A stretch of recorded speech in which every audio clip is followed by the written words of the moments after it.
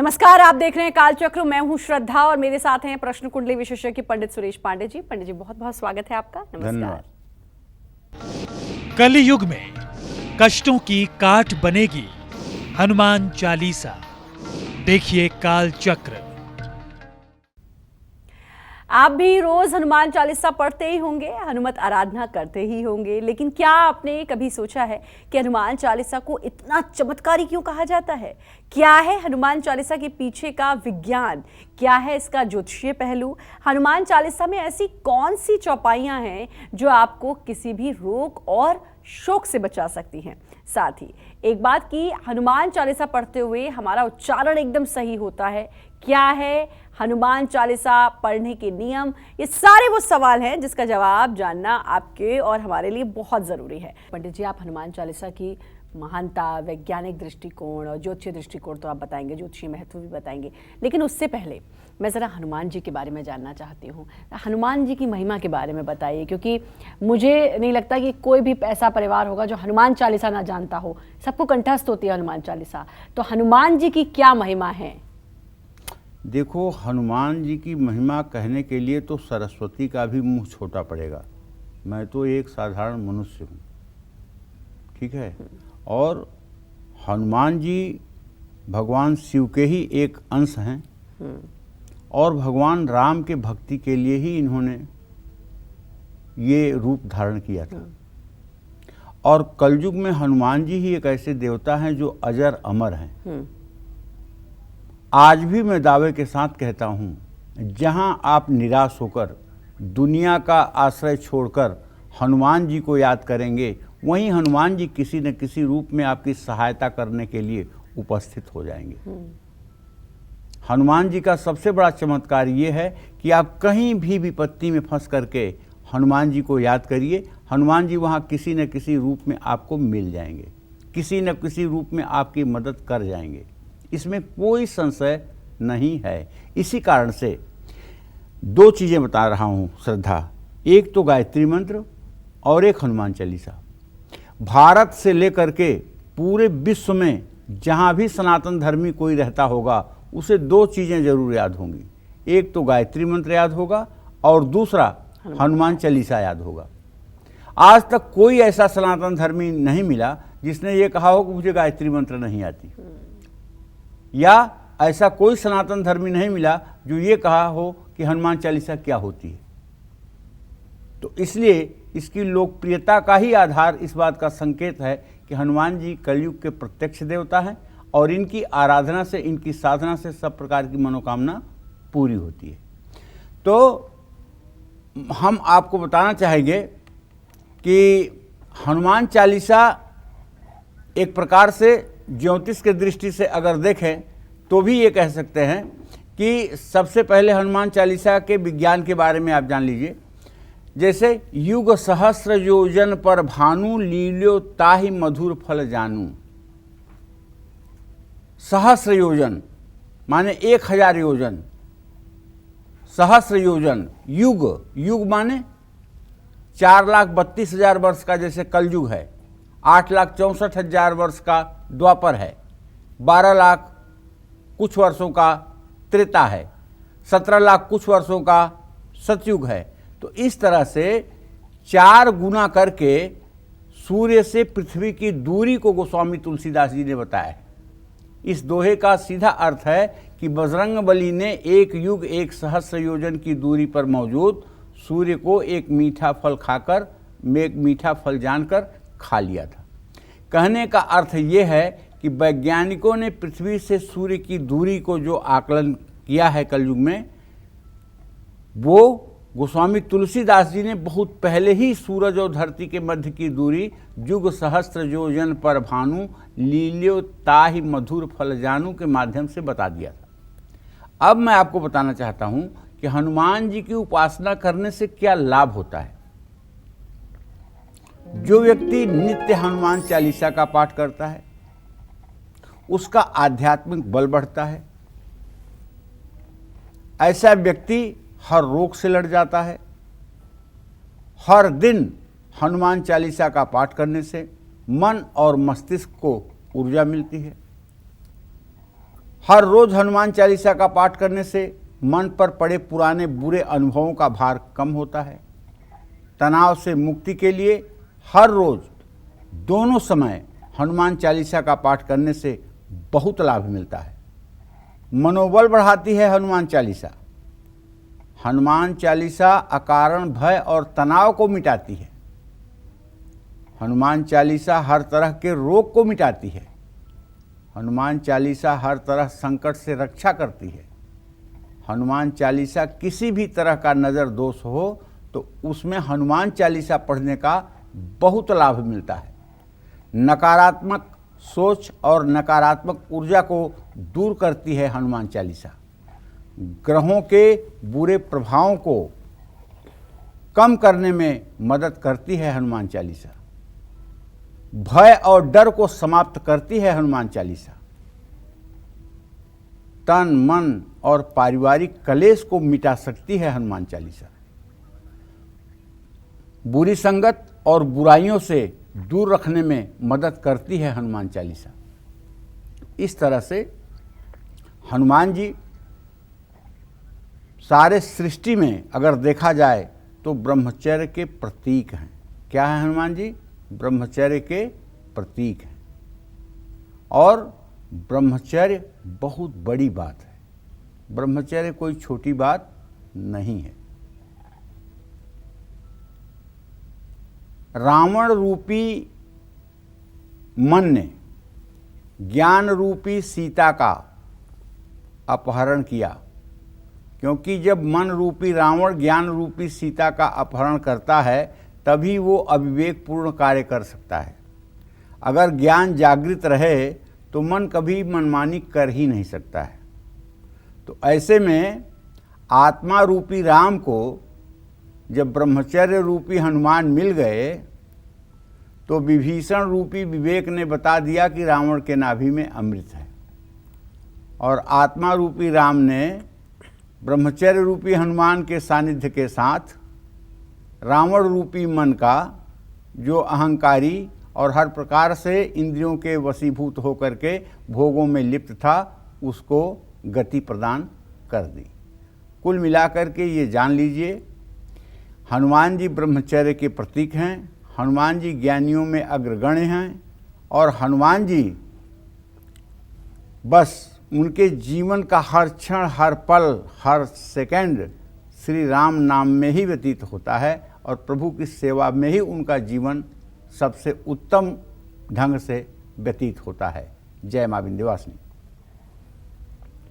तो आज आप हनुमान चालीसा की महिमा के बारे में जान रहे हैं। ऐसी महिमा और ऐसी बातें जो शायद कहीं और जानने को ना मिले। कहा जाता है कि मंत्र हो या श्लोक, चौपाई हो या फिर कोई पाठ, अगर उसका उच्चारण सही नहीं है तो आपको उस पाठ का पूरा लाभ नहीं मिलता। ऐसे में कहीं ऐसा तो नहीं कि आप भी हनुमान चालीसा का गलत उच्चारण करते हैं? क्या है हनुमान चालीसा का सही उच्चारण? आइए जानेंगे पंडित जी से। बताइए पंडित जी। अब जिसे मैं सही बताना चाह रहा हूँ उसे हो सकता है कि आप गलत भी समझते हो। जैसे हनुमान चालीसा और रामचरितमानस के दोहे और चौपाइयों में ड़ की जगह पे हर जगह न लिखा हुआ है। ड़ की जगह पे क्या लिखा हुआ है? न। जैसे चरण, चरण को चरण, हरण को हरण, शरण को शरण। हनुमान चालीसा में श की जगह स लिखा हुआ है। जैसे कलेश को कलेश लिखा हुआ है, कपीस को कपीस लिखा हुआ है, शंकर को शंकर लिखा हुआ है। इसी तरह से व की जगह ब लिखा हुआ है। जैसे विक्रम को विक्रम लिखा हुआ है, विद्या को विद्या लिखा हुआ है, विकार को विकार लिखा हुआ है, महावीर को महावीर लिखा हुआ है। हनुमान चालीसा की एक चौपाई में गोसाई शब्द है। इसको गोसाई ना बनाएं कि आप सोचें कि ये मिसप्रिंट है, गोसाई को मैं गोसाई कह दूं। इसी तरह से हनुमान चालीसा में हर शब्द जैसे लिखे हैं इनका उच्चारण वैसे ही करना चाहिए। अपनी मानव बुद्धि से इसमें संशोधन करने का प्रयास नहीं करना चाहिए, क्योंकि ये गोस्वामी तुलसीदास ही जाने कि उन्होंने इन शब्दों का चयन क्यों किया था। ये मनुष्य के मस्तिष्क और मनुष्य के समझ के बाहर की बात है। जय मां विंध्यवासिनी। तो आप आज हनुमान चालीसा की महिमा के बारे में जान रहे हैं और आपने वैज्ञानिक क्या इसका पहलू है, वैज्ञानिक क्या दृष्टिकोण है, इसके बारे में तो जान लिया, लेकिन पंडित जी आप जरा ज्योतिषीय इसके क्या पहलू हैं हनुमान चालीसा के, ये आप हमें बताएं। देखिए, जब भी इस चराचर जगत में एक छोटा सा तिनका भी इधर से उधर होता है, उसका भी अपना एक ज्योतिषीय पहलू होता है। और हनुमान जी का तो बहुत बड़ा ज्योतिषीय पहलू है। जैसे ज्योतिष शास्त्र में शनि और मंगल ये दो ऐसे ग्रह हैं कि इनकी पूजा उपासना, इनको प्रसन्न करना हर नागरिक चाहता है। शास्त्रों में कहा गया है कि सिर्फ और सिर्फ हनुमान की उपासना से शनि ग्रह की शांति हो जाती है।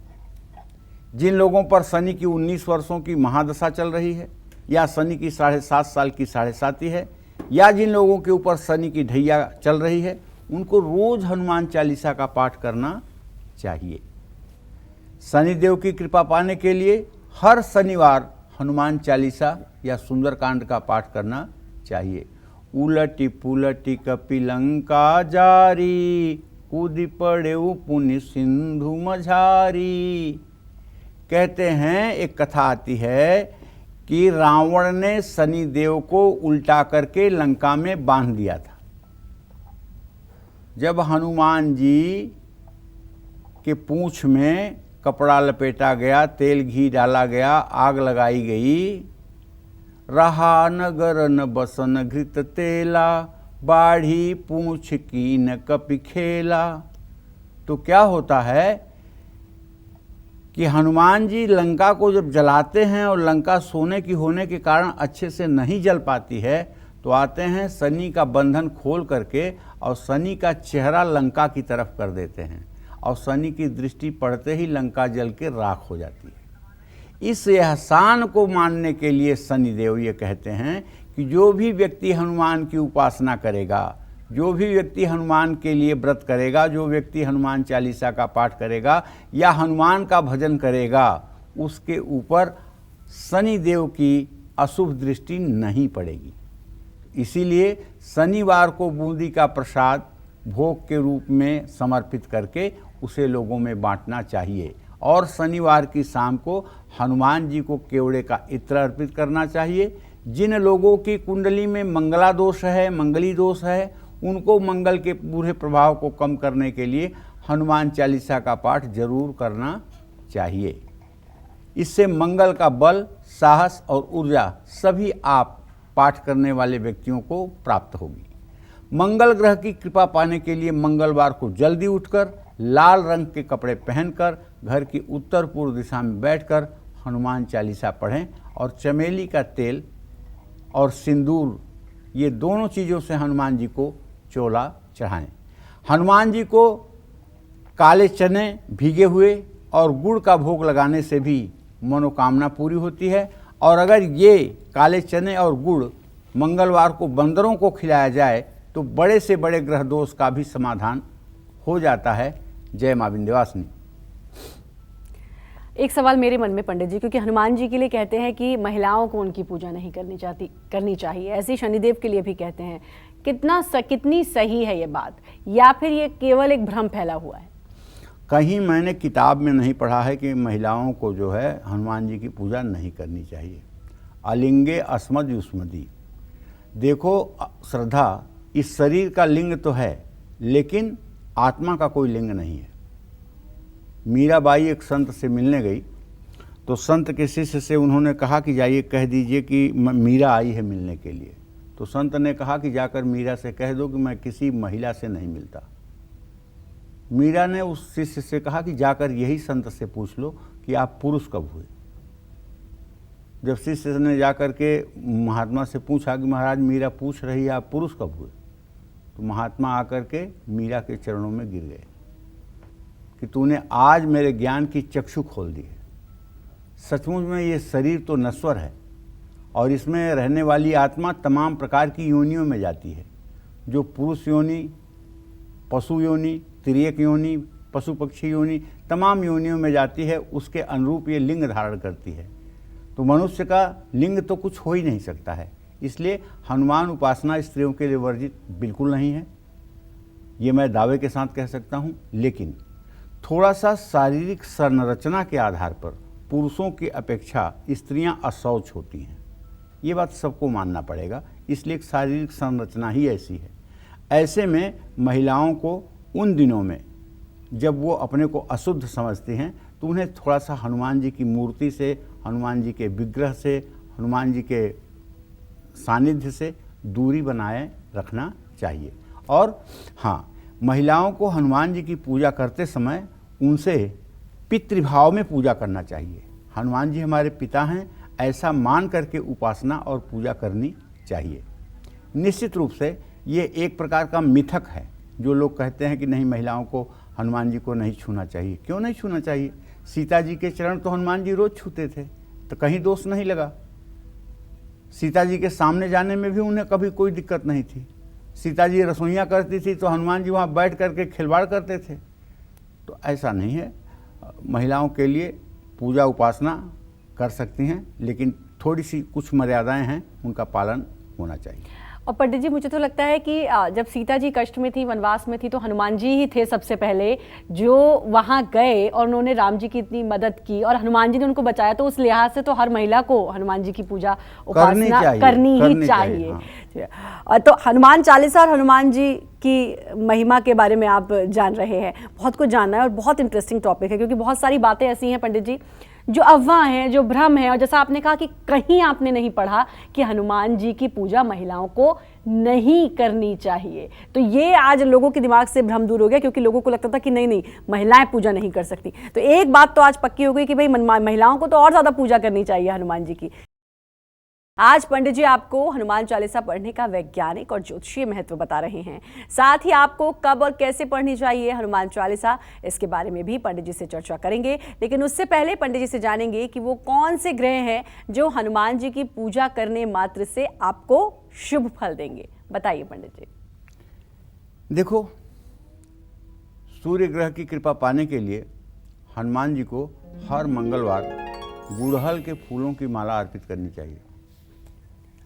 अब हनुमान जी का और सूर्य का एक संबंध आपको बताता हूँ। कथा आती है हमारे पुराणों में कि बाल समय में हनुमान जी ने उगते हुए सूर्य को देखा। उन्हें लगा कि कोई फल है और भूख लगी थी, और जा कर के उन्होंने सूर्य को अपने मुंह में ले लिया। जब त्रिलोकी में अंधकार छा गया, देवता त्राहिमाम करने लगे, तो सारे देवता हनुमान जी के पास आए। इंद्र को तो आप समझते ही हैं। इंद्र बहुत ही अधीर बुद्धि वाला व्यक्ति इंद्र होता है, जिसे हर समय अपने सत्ता और कुर्सी की ही पड़ी रहती है। उसने हनुमान जी से कहा कि सूर्य को बाहर निकालो। हनुमान जी कुछ बोले ही नहीं। उसने अपने वज्र से हनुमान जी के ठोड़ी पर प्रहार कर दिया, और उस ठोड़ी के प्रहार के कारण हनुमान जी को कष्ट हुआ, इसमें कोई दो राय नहीं। लेकिन माता अंजना कुपित हो गई, पवन देव कुपित हो गए। देवताओं ने प्रार्थना की और इंद्र ने अपने वज्र से ठोड़ी पर जो चोट लगी हुई थी उसको स्पर्श करके उसे अमर किया, ठोड़ी को अमर किया। हनु माने होती है ठोड़ी, चिबुक, दाढ़ी। ये पोर्शन जो है ये हनु कहलाता है हिंदी में। हनुमान मतलब जिसका ये चिबुक, दाढ़ी, ठोड़ी अमर हो गई हो, उनको कहते हैं हनुमान। इंद्र ने इसको वज्र से मारा था और बाद में इसको अजर अमर होने का आशीर्वाद भी दिया था। तो कहने का मतलब हनुमान नाम इसलिए पड़ा। गुड़हल के फूल की माला हनुमान जी को अर्पित करना चाहिए, और हर रोज उगते हुए सूरज को देखते हुए हनुमान चालीसा का पाठ भी करना चाहिए।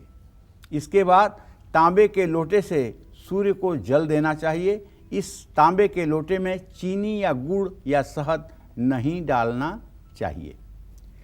राहु की पीड़ा से मुक्ति पाने के लिए हर रोज हनुमान चालीसा का पाठ करिए और किसी भी हनुमान मंदिर में जौ और तेल का दान करिए।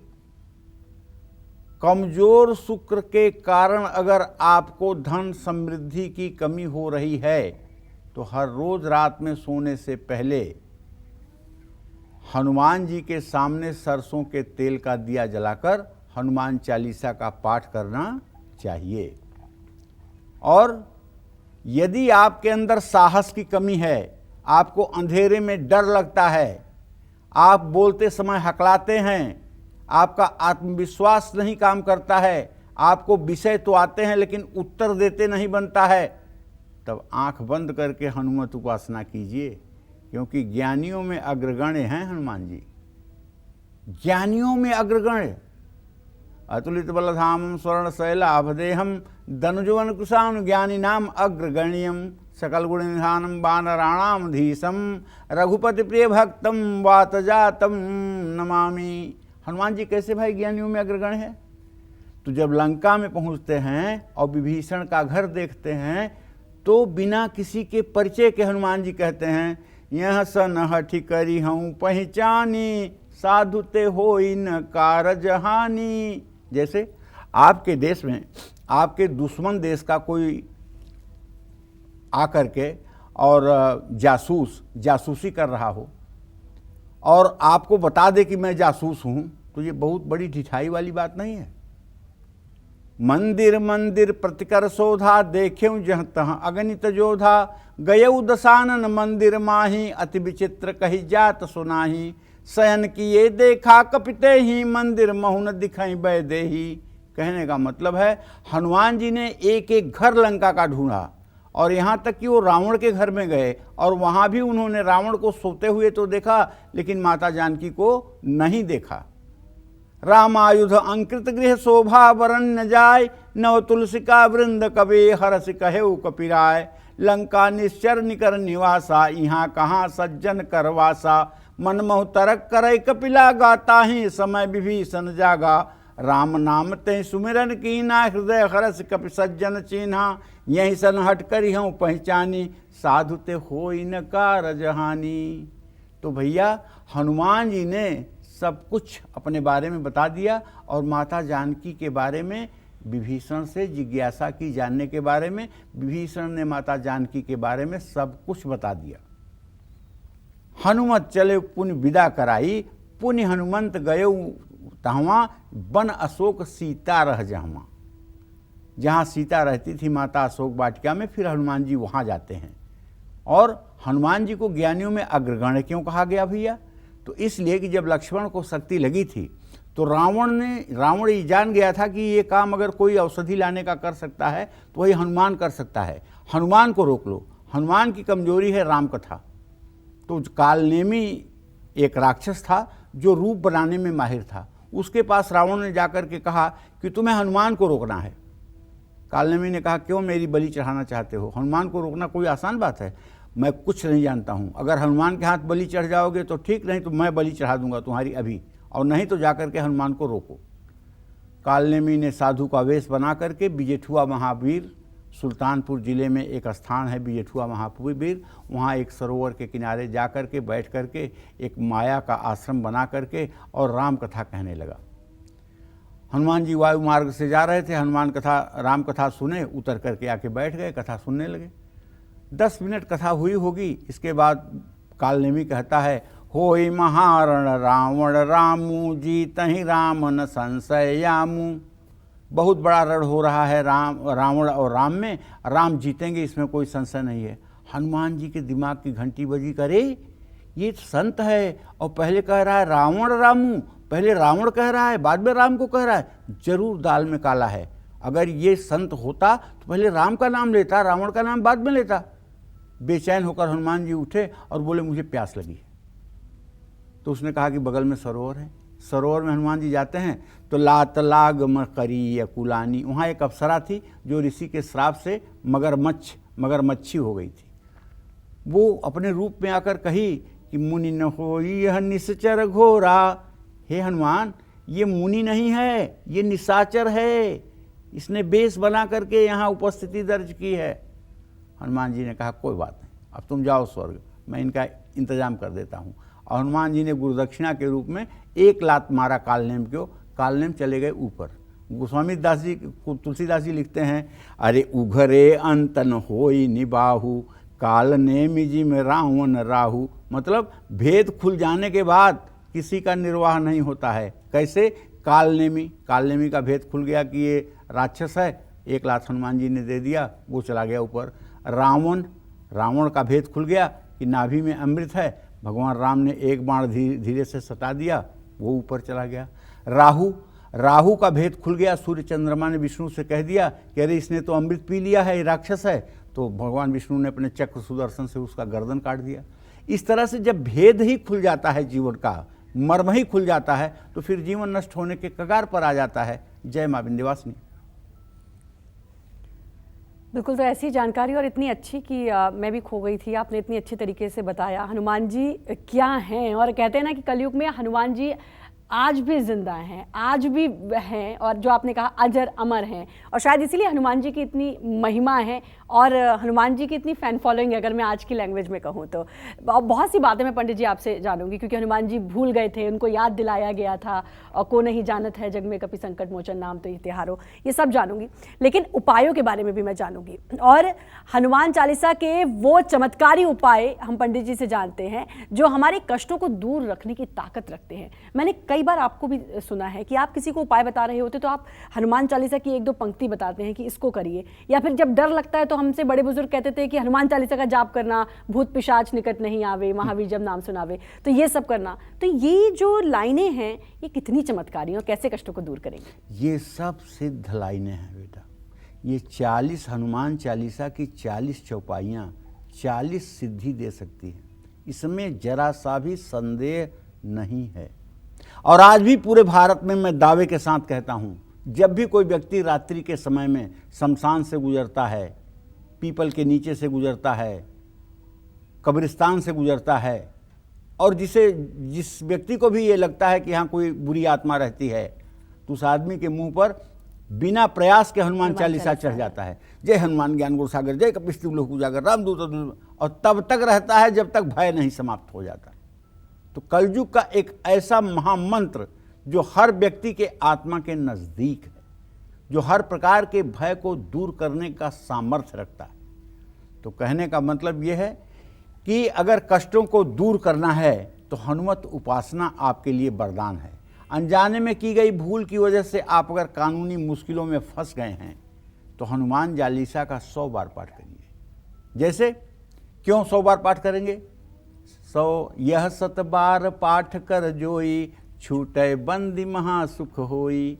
अगर बंधन में है, कोई कारागार में है, और 100 बार हनुमान चालीसा का पाठ कर लिया जाए, और वो व्यक्ति न्याय के रास्ते पर है, कुचक्र में फंसाया गया है, उसके साथ अन्याय हो रहा है, तो अगर 100 बार हनुमान चालीसा का पाठ मंगलवार या शनिवार को व्रत करके कर लिया जाए तो तत्काल कारागार से मुक्ति मिलती है। यह 7 बार पाठ कर जोई, छूटे बंदी महासुख होई। पर्स में अगर पैसे नहीं टिकते हैं, हमेशा पैसों की कमी बनी रहती है, अष्ट सिद्धि नवनिधि के दाता, असबर दीन जानकी माता। जानकी माता ने तो सिद्धि निधि के स्वामी बना दिया हनुमान जी को, तो उनकी उपासना के बाद फिर पैसे रुपए की कहाँ कमी रह जाती है। मंगलवार के दिन सुबह स्नान करने के बाद बड़ के पेड़ का एक पत्ता तोड़ लीजिए और पत्ते को साफ पानी से धो लीजिए। अब इस पत्ते को कुछ देर हनुमान जी की प्रतिमा के सामने रखिए और इसके बाद पत्ते पर केसर से श्री राम लिखिए और हनुमान चालीसा का जप करते हुए इस पत्ते को अपने मनी पैसा रखने की जगह पर स्थापित कर लीजिए। जब ये पत्ता पूरी तरह से सूख जाए तो इस पत्ते को नदी में बहा दीजिए। ये उपाय फिर दोहराते रहिए, घर में सुख शांति बनी रहेगी। इसके लिए हर मंगलवार और शनिवार को हनुमान मंदिर जाकर गुड़ और चना अर्पित करना चाहिए। घर में सुबह शाम हनुमान चालीसा का पाठ करने से हर प्रकार की रिद्धि सिद्धि घर में बनी रहती है। पाठ करने के पहले और बाद में आधे घंटे तक किसी से बात नहीं करना चाहिए। भगवान कृष्ण कहते हैं, बलों में मैं प्राणायाम हूँ, व्रतों में मैं मौन हूँ। मौन व्रत से बड़ा कोई व्रत नहीं होता, चाहे जितने उपवास कर लो, मौन व्रत से कोई बड़ा व्रत नहीं होता।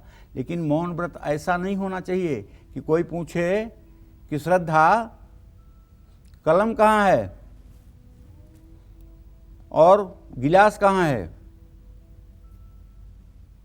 तो अगर आप इशारा कर रहे हो तो आप केवल वाचा मौन व्रत है आपका। और मौन व्रत होना चाहिए मनसा वाचा कर्मणा, मन से, वचन से और कर्म से, तीनों से आप जब मौन हो जाते हैं तब ये होता है श्रेष्ठ मौन व्रत। मतलब पत्थर की मूर्ति की तरह आप हो जाएं। कोई एक्टिविटी और किसी बात पर आपके अंदर रिएक्शन नहीं होना चाहिए। इस तरह का व्रत यदि आधे घंटे नित्य कोई व्यक्ति कर ले तो मैं विश्वास के साथ कह सकता हूँ ऐसे व्यक्ति के जीवन में दुर्लभ से दुर्लभ मनोकामना भी पूरी होती है। 21 दिनों तक ऐसा करने से हनुमान जी की कृपा आप पर हर समय बनी रहेगी। और ये बहुत बड़ा व्रत है।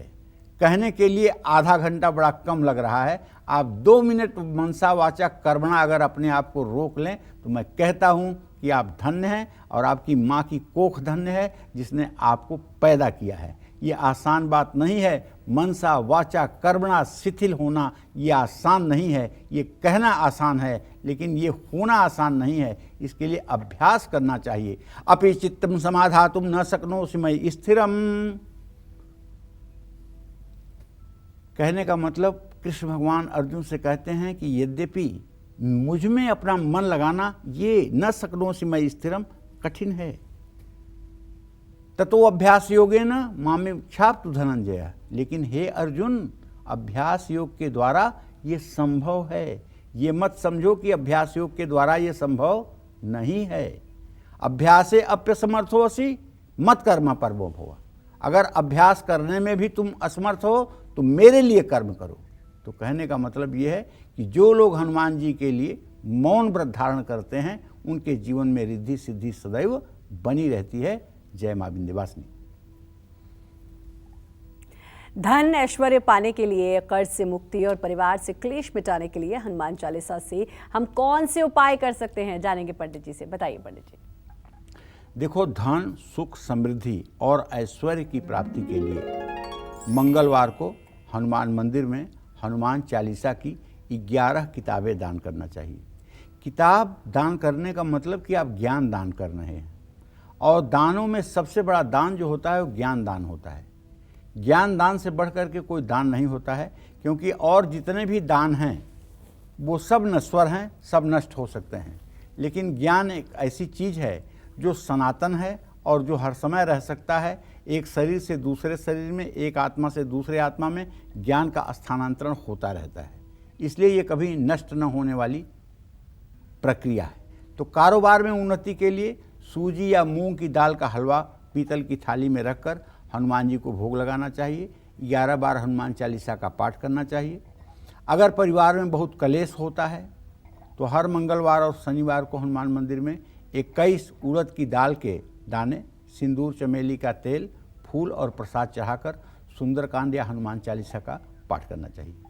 अगर आप बेरोजगार हैं, आपकी नौकरी या कारोबार पर संकट आ रहा है, तो मंगलवार के दिन आपको सुंदरकांड का पाठ जरूर करना चाहिए और उसमें एक संपुट जोड़ना चाहिए। दीन दयाल बिरदु संभारी, हरहु नाथ मम संकट भारी। अगर विपत्ति भारी है तो इस मंत्र से संपुट करने पर तत्काल मनोकामना पूरी होगी। हनुमान चालीसा का पाठ जरूर करिए। और अगर कर्ज से मुक्ति होना चाहते हैं तो बुधवार और रविवार को कभी भी पैसे ना लौटाएं। सिर्फ पैसे लौटाने की कोशिश मंगलवार को करें। अगर मंगलवार को आप कर्ज चुकाएंगे तो आप विश्वास करिए अतिशीघ्र आप कर्ज से मुक्त हो जाएंगे। सरसों के तेल के बड़े से दीपक में 2 लौंग डालकर दीपक जलाइए और हनुमान चालीसा का पाठ करिए। शरीर में किसी भी तरह की पीड़ा है तो हनुमान चालीसा के साथ हनुमान बाहुक का भी पाठ करिए।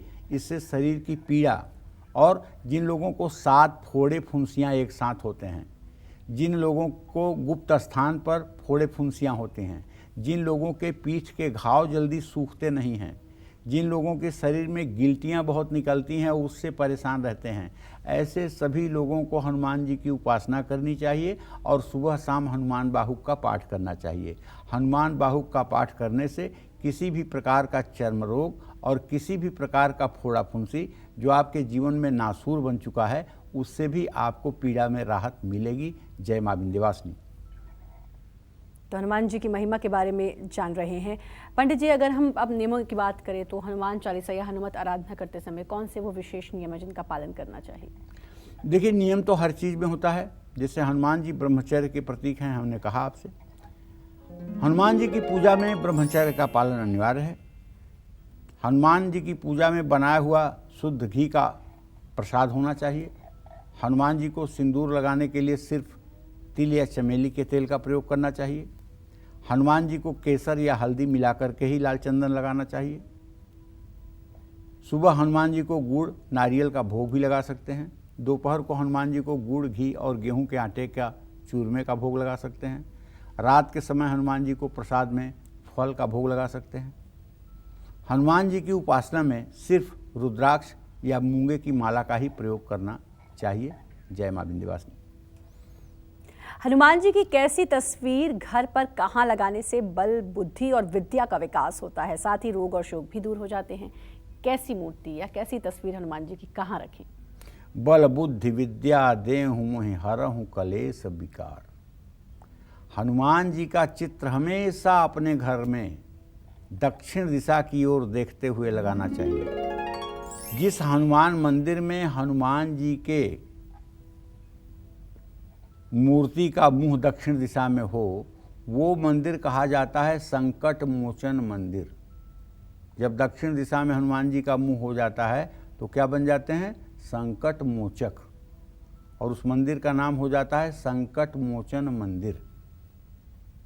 यह चित्र बैठी मुद्रा में लाल रंग का होना चाहिए।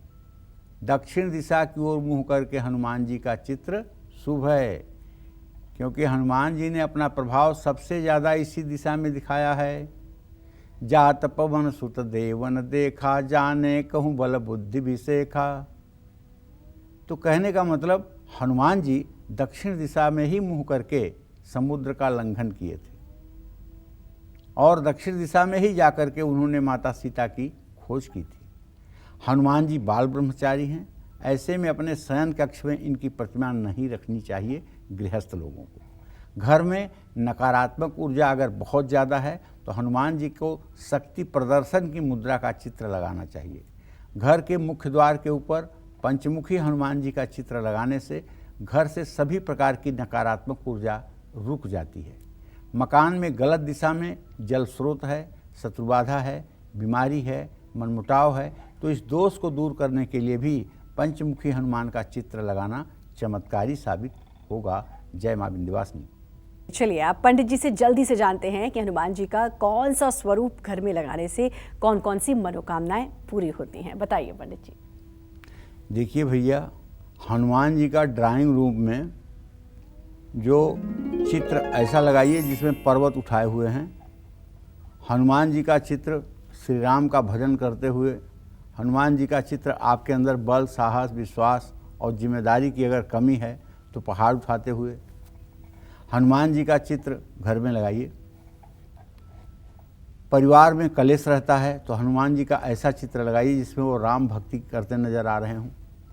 कोई मुश्किल लक्ष्य को प्राप्त करने के लिए उड़ते हुए हनुमान जी का चित्र अपने घर में लगाइए। किसी भी कार्य में सफलता प्राप्ति के लिए लंका दहन करते हुए या राम लक्ष्मण को अपने कंधे पर बिठाकर उठाए हुए हनुमान जी का चित्र अपने घर में लगाइए। इन सब चीज़ों से देखिए, जिस भाव में आप हनुमान जी को पुकारेंगे उसी भाव में वो आपके सामने आएंगे। अगर आप भक्त हृदय बनकर के उन्हें पुकारेंगे तो आपको भवसागर से पार करने में वो मदद करने के लिए आएंगे। अगर उन्हें आप इस जीवन संकट से उबारने के लिए बुलाएंगे, वो ऐसा करने भी आएंगे। हर प्रकार की मनोकामना पूरी करने की सामर्थ्य उन्हें सीता मैया ने दे दी। जगत जननी जगदम्बा सीता मैया ने इतना आशीर्वाद भर भर के दिया है हनुमान जी को कि अब हनुमान जी को इस त्रिलोकी में किसी और चीज़ की आवश्यकता नहीं है।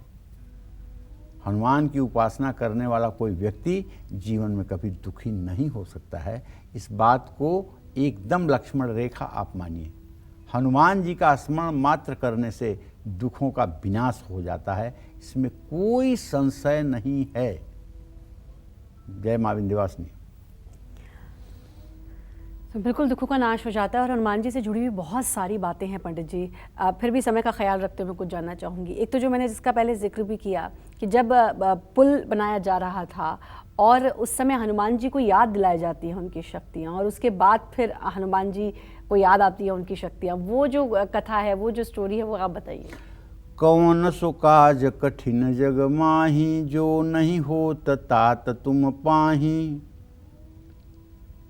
ठीक है। का चुप साधि रहे बलवाना। मतलब हनुमान जी के बारे में कहा जाता है कि हनुमान जी को जब उनके बल का याद करवाइए तभी याद होता है। कनक भूधराकार शरीरा, समर भयंकर अति बलबीरा। हनुमान जी को जब जामवंत कहते हैं, जामवंत के बचन सुहाए, सुनि हनुमंत हृदय तब हृदय अति भाए। तब लग मोहि परखें तुम भाई, सही दुख कंद मूल फल खाई। जब लगी आवहु सीत ही देखी, होई है काज मोहि हरस बिसेखी। अस कह नाई सबन कर माथा, हरस चले ही धरि रघुनाथा। सिंधु तीर एक भूधर सुंदर, कौतुक कूद चढ़े ताऊ पर। बार बार रघुवीर संभारी, तरके पवन तनय बल भारी। जहि गिरि चरण देई हनुमंता, चले सुगा पाताल तुरंता। जिम्य मोघ रघुपति पर बाना, ये ही भाति चले हनुमाना। जल निधि रघुपति दूत बिचारी, तय मैं नाक हूँ श्रमहारी। हनुमान तहि परसा, कर पुन कीन्ह प्रणाम। राम काज कीन्हे बिना, मोहि कहाँ विश्राम। हनुमान जी ही एक ऐसे भक्त हैं जो प्रभु श्री राम के कार्य को अधूरे पर छोड़ करके विश्राम नहीं कर सकते हैं। इसी तरह से जो हनुमत भक्त हनुमान की उपासना को अधूरे में छोड़ करके घर गृहस्थी के कामों में नहीं लिपटते हैं, उन्हें भी हनुमान जी अत्यंत प्रिय हैं और वो हनुमान जी को प्रिय हैं, इसमें संशय नहीं करनी चाहिए। जय मां विंध्यवासिनी। अपना जीवन सफल बनाने के लिए 12 राशि वाले कैसे करें हनुमत आराधना, आइए जानेंगे पंडित जी से। बताइए पंडित जी। देखिए, वैसे तो हनुमान जी की सबको आराधना एक जैसी ही करनी चाहिए, लेकिन राशियों के अनुसार अगर आप विशेष रूप से पूजा उपासना शुरू करें तो इससे विशेष मनोकामना की पूर्ति भी होती है। जैसे मेष राशि के जातक मंगल से प्रभावित होते हैं, ऐसे लोगों को एक मुखी हनुमंत कवच का पाठ करना चाहिए और हनुमान जी को बूंदी का प्रसाद चढ़ाना चाहिए। यदि आपकी वृषभ राशि है तो आपको रामचरितमानस में जो सुंदरकांड लिखा हुआ है उसको सूर्यास्त के बाद घी का दिया जलाकर हनुमान जी की मूर्ति के सामने सुंदरकांड का पाठ करना चाहिए और हनुमान जी की प्रतिमा के सामने मीठा रोट बना करके उसका भोग लगाना चाहिए और लोगों में बांटना भी चाहिए। इसी क्रम में जो मिथुन राशि के जातक हैं उन्हें चाहिए प्रभु हनुमान की पूजा उपासना के बाद अरण्य कांड का पाठ करें और हनुमान जी को भोग प्रसाद अर्पित करने के बाद एक पान का बीड़ा भी चढ़ाएं। कर्क राशि के जातकों को चाहिए पंचमुखी हनुमंत कवच का पाठ करें, इससे मनोकामना पूरी होगी। और सिंह राशि के जातक तो रामचरितमानस के बालकांड का ही पाठ करें और हनुमान जी को गुड़ की रोटी का प्रसाद भोग के रूप में अर्पित करें। कन्या राशि के जातक रामचरितमानस के लंका कांड का पाठ करें और हनुमान जी की प्रतिमा के सामने घी के 6 दिए जलाएं। तुला राशि के जातक रामचरितमानस के बालकांड का पाठ करें और वृश्चिक राशि के जातक हनुमानाष्टक का पाठ करें और हनुमान जी को गुड़ वाले चावल बनाकर भोग के रूप में अर्पित करें। धनु राशि के जातकों को बताना चाहूँगा कि आप रामचरितमानस के अयोध्या कांड का पाठ करिएगा, हनुमान जी को शहद का भोग लगाइएगा। और मकर राशि के जो जातक हैं उन्हें रामचरितमानस में किष्किंधा कांड का पाठ करना चाहिए, सुग्रीव और प्रभु श्री राम के मिलन का वर्णन पढ़ना चाहिए। और कुंभ राशि के जातकों को रामचरितमानस के उत्तर कांड का पाठ करना चाहिए, काग भुसुंडी गरुण संवाद जरूर पढ़ना चाहिए और हनुमान जी को मीठी पूड़ी या मीठी रोटी बना करके भोग लगाना चाहिए। मीन राशि के जातकों को हनुमान बाहुक का पाठ करना चाहिए, इससे हर प्रकार की मनोकामना पूरी होती है। जय मां विंध्यवासिनी। बहुत अच्छी जानकारी पंडित जी, ऐसी जानकारी जिसको जानने के लिए लोग बहुत उत्सुक रहते हैं और शायद ये जानकारी खोजते भी होंगे, लेकिन आपके माध्यम से पता चली, कालचक्र के माध्यम से पता चली। आपने अपने समय दिया, उसके लिए आपका बहुत बहुत धन्यवाद। और उम्मीद करते हैं आज का ये इतना विशेष टॉपिक, इतना अच्छा विषय आपको वाकई में बहुत पसंद आया होगा। कल फिर एक नए विषय और आपकी परेशानियों को दूर करने के लिए ढेरों उपाय लेकर हम आएंगे पंडित सुरेश पांडे जी के साथ। तब तक कालचक्र की पूरी टीम को दीजिए इजाजत।